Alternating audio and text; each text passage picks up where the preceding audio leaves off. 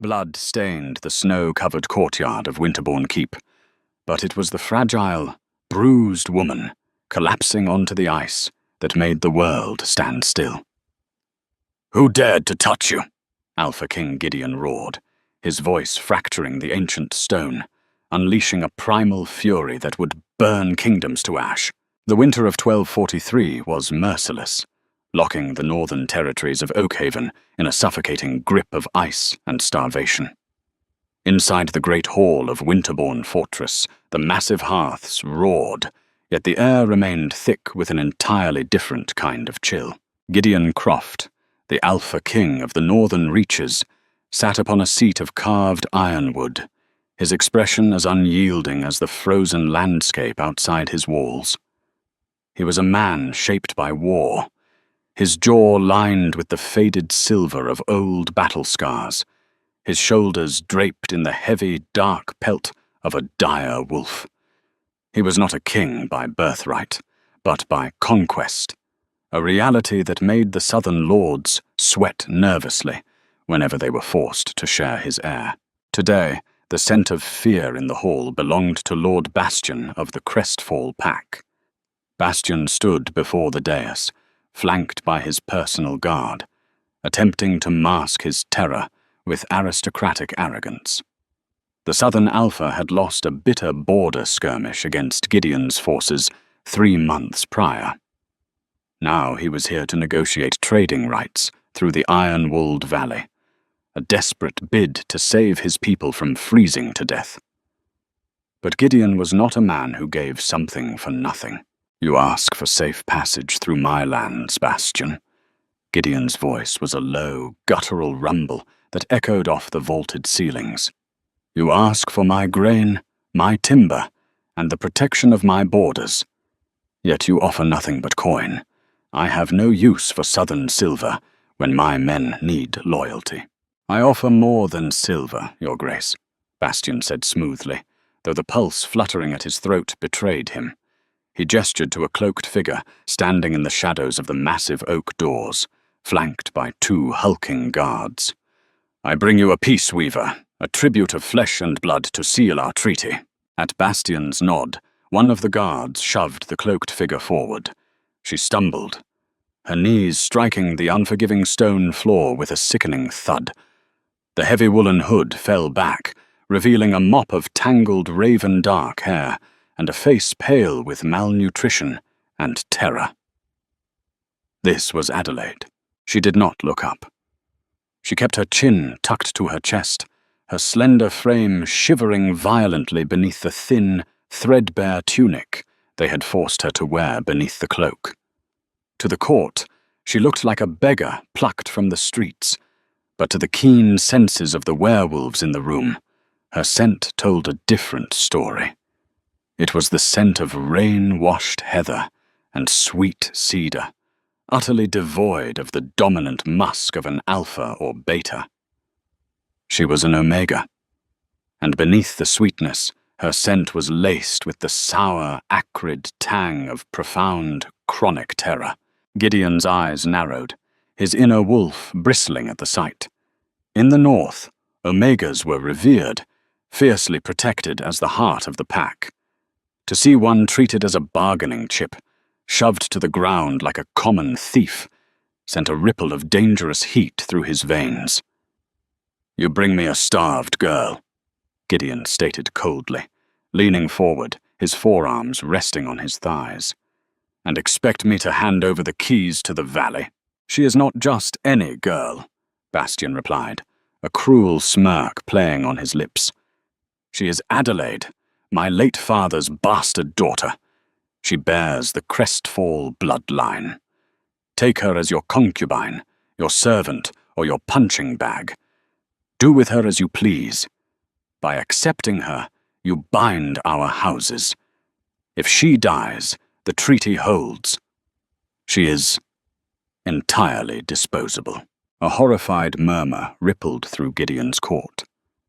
Lady Marjorie, one of Gideon's most trusted advisers, placed a steadying hand on the hilt of her dagger. Sensing the explosive shift in her king's demeanor, Gideon stood. He was a mountain of a man, standing a full head taller than anyone else in the room. His heavy boots echoed like war drums as he descended the dais, stopping only inches from where Adelaide kneeled. He could see the violent trembling of her hands.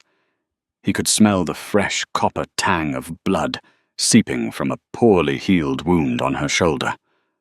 "Look at me," Gideon commanded, his tone softer than before, yet leaving no room for disobedience. Adelaide squeezed her eyes shut, anticipating a blow. Her entire life under Bastion's rule had been a symphony of pain. She was the hidden shame of the Crestfall pack, punished daily for the sin of her birth. She braced her muscles, preparing for the strike. I said, "Look at me, Adelaide." Slowly, agonizingly, she raised her head. Her large, doe-like eyes, the color of crushed amber, met his. Gideon felt an immediate, violent jolt in his chest, a sharp, breathless pull that anchored him directly to her. His inner beast, usually a snarling, bloodthirsty entity of war, instantly fell completely silent, dropping its head in absolute reverence. Mate, the word echoed in the chambers of his mind. Gideon maintained his iron composure, though a storm raged within him. He masked the revelation perfectly, turning his cold gaze back to Bastion. "I will accept your tribute," Gideon declared, his voice slicing through the tense silence. "The treaty is signed. But know this, Bastion. If your men step 1 inch off the designated trade routes, I will string them up by their entrails." Bastion bowed deeply, hiding a triumphant sneer. "As you command, King Gideon." When Bastion and his men finally departed the hall, leaving Adelaide kneeling on the cold stone, Gideon turned to his captain of the guard, Sir Gregory. "Take her to the east wing," Gideon ordered, his eyes never leaving Adelaide's fragile form. "Give her the chambers overlooking the courtyard, send for a healer, and if anyone in this keep speaks to her with disrespect, they will answer to my blade." Adelaide looked up in utter shock. The east wing! The chambers of honored guests! She watched the terrifying King of the North walk away, her mind spinning.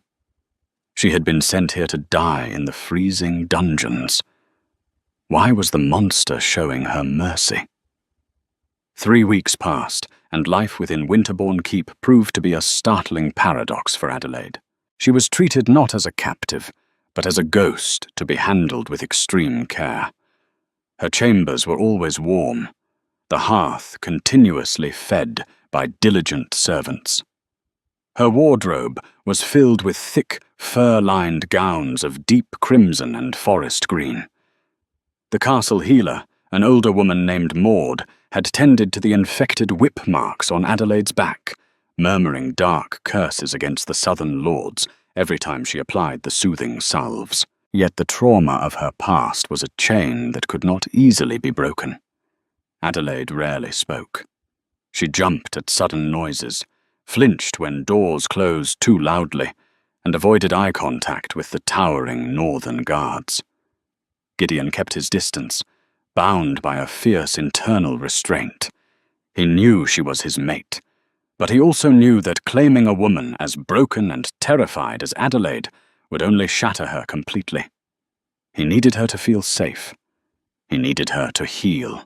But distance did not mean ignorance. Gideon's gaze was a constant protective shadow. He watched her from the high balconies when she took hesitant walks in the snow-dusted gardens.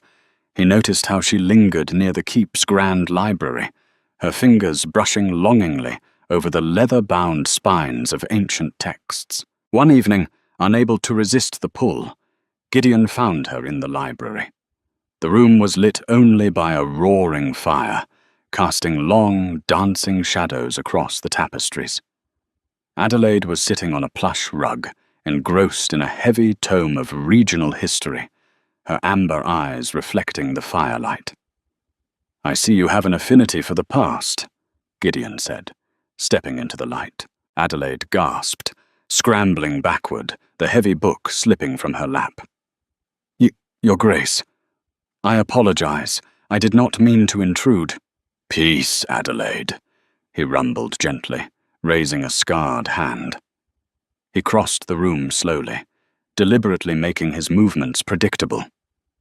He sat in a high-backed armchair a safe distance away. The library is open to you. I am merely surprised. Bastian claimed you were uneducated. Adelaide looked down at her hands.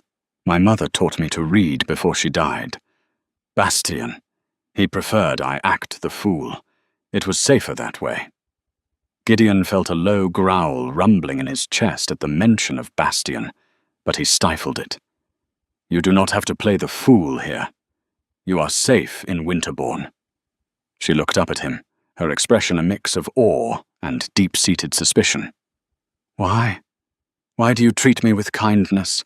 I am the sister of your enemy, a useless Omega. You are not useless, Gideon said, his voice dropping an octave, heavy with unspoken truth. And you are no longer under Bastian's rule. Here, you belong to the North. He didn't say, you belong to me, though his wolf screamed the words. The quiet intensity in his eyes sent a strange, unfamiliar warmth blooming in Adelaide's chest. For the first time in her life, the scent of an alpha did not make her nauseous with fear.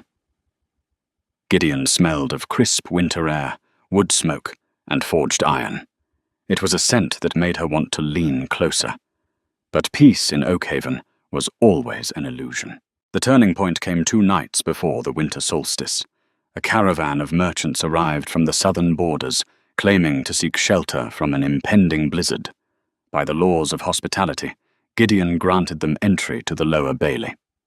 Adelaide was returning to her chambers after a visit to the kitchens when a hand clamped brutally over her mouth, dragging her into the darkened alcove of the tapestries. Panic exploded in her veins. The smell of stale ale, sweat, and rotting leather filled her nose. "Scream, and I'll snap your neck," a voice hissed in her ear. Adelaide went entirely limp, recognizing the voice instantly. It was Kael, one of Bastian's most ruthless mercenaries.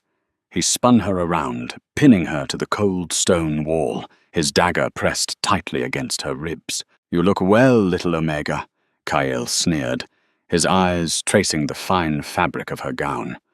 "Lord Bastian sends his regards. He also sends a reminder of your duty." Adelaide shook her head frantically, tears welling in her eyes. He promised if I came here, he would leave Clara alone. Clara, her 6-year-old sister. The only reason Adelaide had agreed to act as a peace weaver, the only reason she had endured Bastian's torture for so long. Bastian had promised Clara would be spared and sent to a sanctuary if Adelaide surrendered to the Northern King. "Lord Bastian lies," Kael chuckled darkly. "Clara is locked in the dungeons of Crestfall, and she will stay there, starving, unless you do exactly as you are told." Kael shoved a small, corked vial of black glass into the pocket of Adelaide's dress. "Tomorrow night is the solstice feast. The king will drink from the ceremonial chalice. You will empty this into his wine. It is wolfsbane, refined and distilled. It will stop his heart in minutes." "No," Adelaide choked out, horrified. "They will kill me. And even if they don't, I cannot murder him." "If you don't, Lord Bastian will send you Clara's head in a box," Kael snarled, pressing the dagger hard enough to draw a bead of blood through her gown. "Do it, or your little sister dies." Kael released her, melting back into the shadows of the corridor, just as a pair of northern guards rounded the corner. Adelaide collapsed against the wall, hyperventilating, the vial burning like a hot coal against her thigh. Her mind fractured. If she poisoned Gideon, she would murder the only man who had ever shown her an ounce of mercy, a man whose very presence made her soul ache with a strange, beautiful longing. But if she refused, Clara would be slaughtered. There was only one choice. She couldn't kill Gideon, and she couldn't let Clara die. She had to flee. She had to escape Winterbourne, travel south on foot through the deadly blizzard, and try to break Clara out herself, even if it meant her own certain death. Hours later, long past midnight, a raging snowstorm battered the high towers of the keep. Adelaide slipped out of the postern gate, wrapped only in her cloak, clutching a stolen dagger.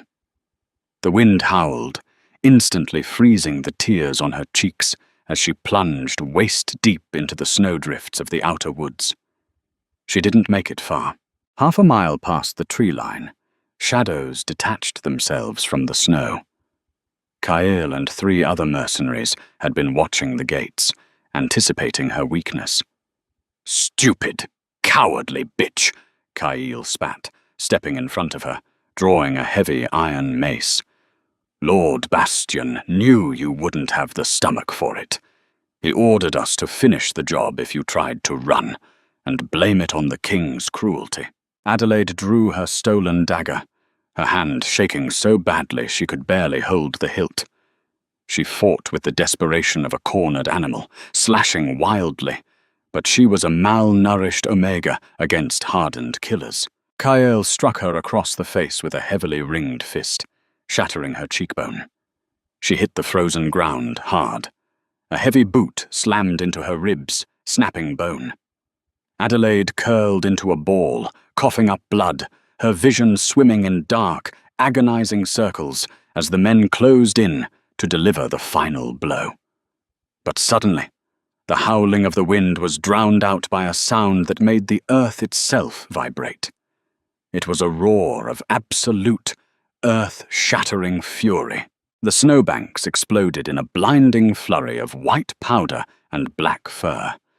A beast the size of a warhorse, draped in shadows and radiating a heat that melted the ice beneath its paws, crashed into the clearing. It was Gideon's inner wolf, fully unleashed and completely consumed by a murderous, primordial rage. The scent of Adelaide's blood had snapped the iron chains of his control from over a mile away. The massacre that followed was not a battle. It was an execution. Gideon's fury was terrifyingly precise, eliminating the immediate threats in a matter of seconds. The first mercenary, lifted clean off the ground by crushing jaws to the throat, his body tossed aside like a broken rag doll before he could even raise his sword. The second mercenary attempted to flee into the tree line, only to be intercepted by a massive clawed paw that shattered his spine instantly against the trunk of an ancient pine. The third mercenary, paralyzed by absolute terror, he dropped to his knees weeping, only to be crushed under the sheer, brutal weight of the Alpha's charge. Cael, the hardened killer who had tormented Adelaide for years, scrambled backward through the blood-stained snow, his iron mace slipping from his trembling fingers. He scrambled against a jagged boulder, trapped, staring up at the towering monstrosity of the Northern Alpha. The giant wolf snarled, its golden eyes burning with hellfire, but it did not strike Cael. Instead, the beast backed away, its bones cracking and reshaping in a fluid, terrifying display of raw power, until Gideon Croft stood naked and shivering with pure rage in the freezing wind. Sir Gregory and a dozen heavily armed northern guards burst into the clearing seconds later, instantly throwing a thick fur cloak over their king's shoulders. Gideon ignored the cold. He ignored Cael. He dropped to his knees in the blood-soaked snow beside the fragile, crumpled form of his mate. Adelaide was barely breathing.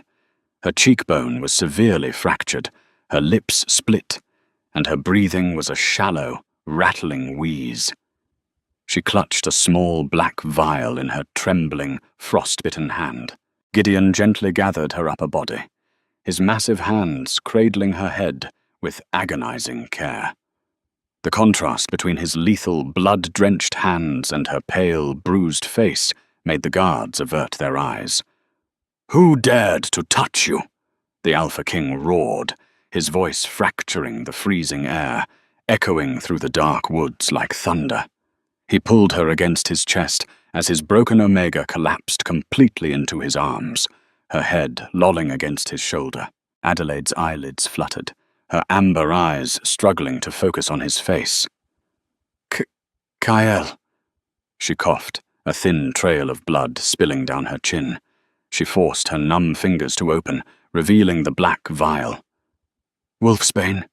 Bastion ordered it, to poison your cup, at the feast." Gideon's jaw locked, his eyes darting to the poison, then back to her battered face. "Why are you out here in the storm, Adelaide? Why did you run?" "Clara," she wept, the tears freezing on her bruised cheeks. "My sister." "Clara. In the dungeons of Crestfall. They said, if I didn't kill you, they would send me her head.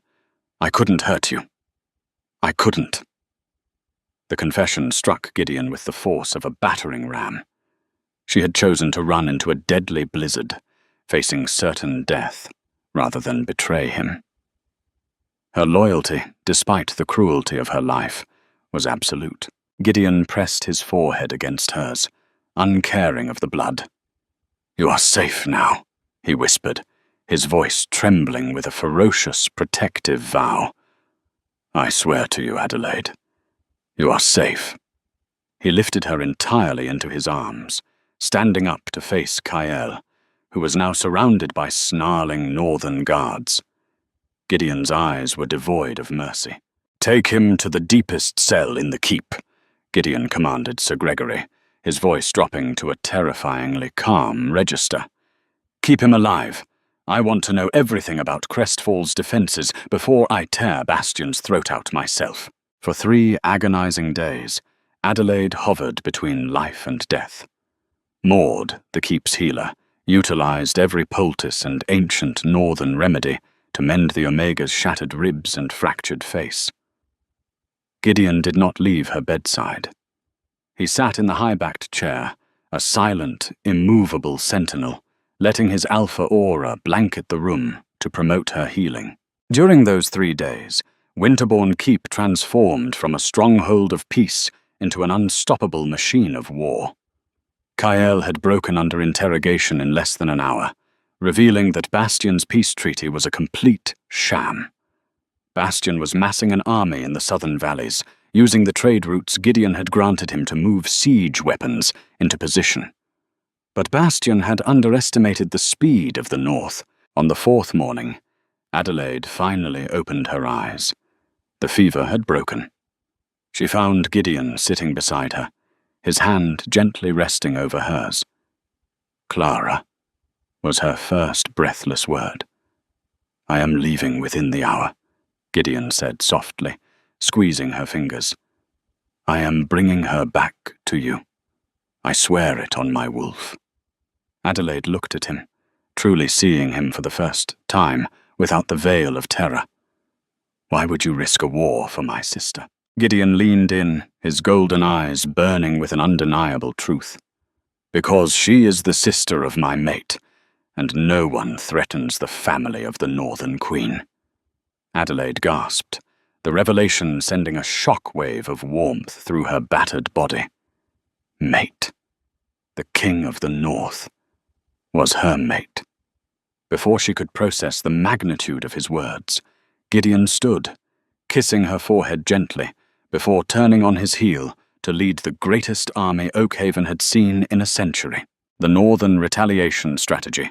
Division Commander. Objective Force Size. The Iron Vanguard. King Gideon frontal assault on Crestfall Gates, drawing the main army out. 2,000 heavy infantry. The Shadow Pack. Sir Gregory flank the southern ridge, destroy Bastion's hidden siege engines. 500 wolf shifters, infiltration unit. Scout Jonathan breach the lower aqueducts and secure the dungeons. 50 elite rogues. The siege of Crestfall was swift, brutal, and definitive. Gideon's forces descended upon the southern pack, like an avalanche. Bastion's troops, expecting to launch a surprise attack in the spring, were completely unprepared for a winter assault.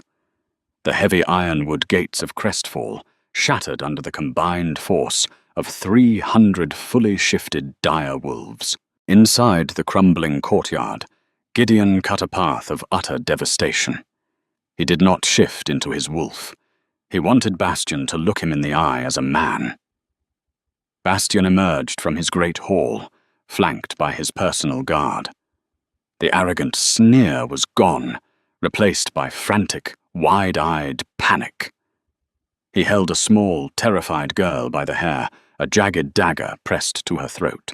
It was Clara. "Halt!" Bastion screamed, his voice cracking as his guards backed away from the terrifying, blood-soaked Northern King. "Call off your beasts, Gideon, or the brat dies. Step back." Gideon stopped 30 paces away. He lowered his broadsword, resting the tip on the cobblestones. He looked at Bastion, a grim, humorless smile touching his lips. "You are a coward, Bastion," Gideon rumbled. "You hide behind Omegas and children, but you are also a fool. You focus so much on the beast in front of you, you forget to watch the shadows." Before Bastion could process the words, the heavy oak doors behind him burst open. Jonathan, Gideon's most lethal scout, silently dropped from the balcony overhang directly behind Bastion. With a sickening crunch, Jonathan drove the pommel of his dagger into the back of Bastion's skull. Bastion collapsed. Clara shrieked, stumbling forward.